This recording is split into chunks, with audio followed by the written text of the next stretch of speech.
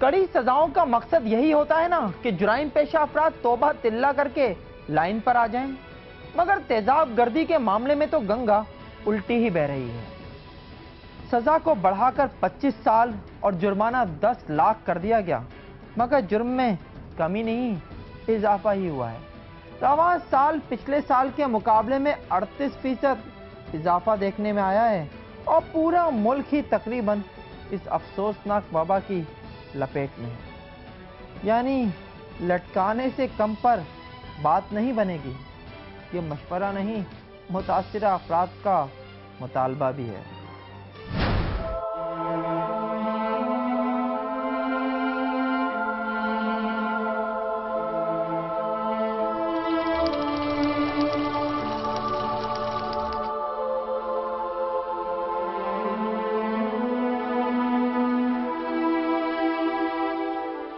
تیزاب پھینکنے کے حوالے سے شرمین عبید چنوئے کو ملنے والا اکیڈمی ایوارڈ ایک انفرادی کامیابی ہے، ورنہ حقیقت یہ ہے کہ یہ ہماری اجتماعی جہالت، سفاکی اور وحشی پن کی بین الاقوامی گواہی سے کم نہیں۔ اس جرم کی روک تھام کے لیے وفاقی اور صوبائی سطح پر کیے گئے اقدامات کا جائزہ لیں تو وفاقی حکومت نے سال 2011 میں ایک نسبتاً سخت قانون پاس کیا، جس میں 25 سال قید اور 10 لاکھ روپے جرمانے کی سزا مقرر کی گئی۔ ادھر پنجاب نے رواں سال اس جرم کا مقدمہ دہشت گردی ایکٹ کے تحت چلانے کا فیصلہ کیا، جبکہ آزاد کشمیر میں بھی قوانین میں ترمیم کر کے عمر قید اور 10 لاکھ روپے جرمانے کی سزا مقرر کی گئی ہے۔ یہ اقدامات ملک بھر میں اس جرم کی بڑھتی ہوئی شرح کے پیش نظر کیے گئے تھے، جس کے مطابق سال 2008 میں تیزاب پھینکنے کے 29، 2009 میں 53، 2010 میں 32 اور 2011 میں 46 واقعات ہوئے۔ حکومت کو امید تھی کہ نئی قانون سازی کے بعد معاملہ بہتر ہوگا، مگر اعداد و شمار قانون سازوں اور قانون نافذ کرنے والوں کے لیے تعزیانے سے کم نہیں، کیونکہ رواں سال تیزاب پھینکنے کی لعنت میں کمی کے بجائے 38% اضافہ ہوا ہے۔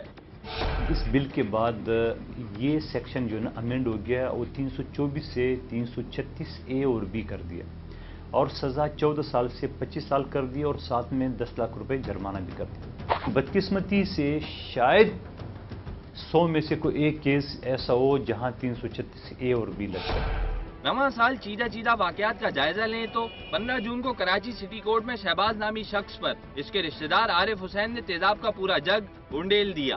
21 مئی کو فیصل آباد میں نامعلوم ملزمان نے ایک خاتون کے چہرے پر تیزاب پھینکا، واقعے میں خاتون کی کمسن بیٹی بھی جھلس گئی۔ اسی روز دوسرا واقعہ ایبٹ آباد میں پیش آیا ہے، جس میں بشیر احمد نامی ملزم اپنے دوست ماجد کی بیوی پر تیزاب پھینک کر فرار ہو گیا۔ 27 مئی کو اسلام پورہ لاہور میں نامعلوم ملزمان 2 خواتین اور ایک کمسن بچی پر تیزاب پھینک کر بھاگ لیے۔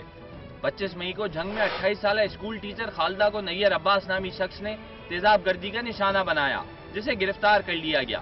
21 مئی کو سکر میں 2 نامعلوم ملزمان نے 12 سالہ اویس ارائیں پر تیزاب پھینکا، جو معجزانہ طور پر بچ گیا۔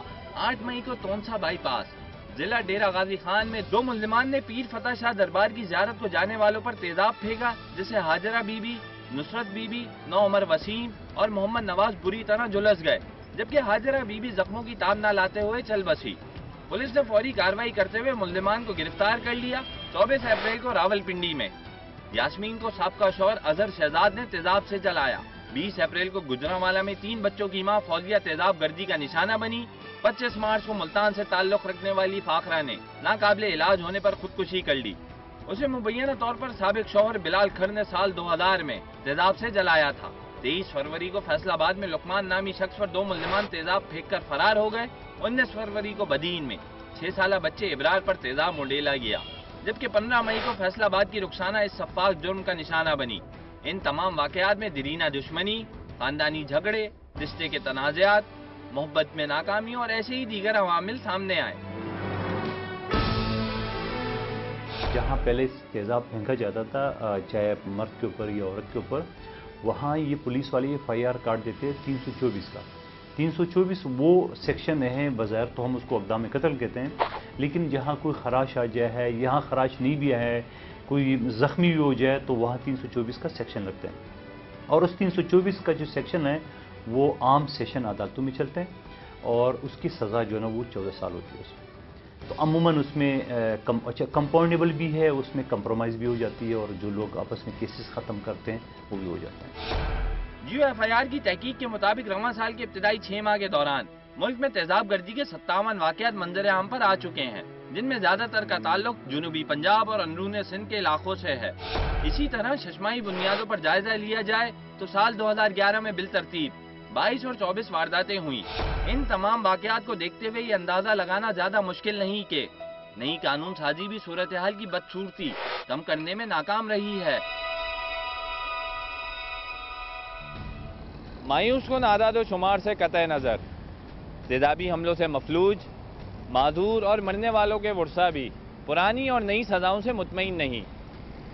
وہ یہ سمجھتے ہیں کہ یہ جرم پورے معاشرے پر ڈراؤنے اثرات مرتب کرتا ہے، لہٰذا اس دہشت گردی کا ارتکاب کرنے والوں کو سر عام پھانسی پر لٹکایا جائے۔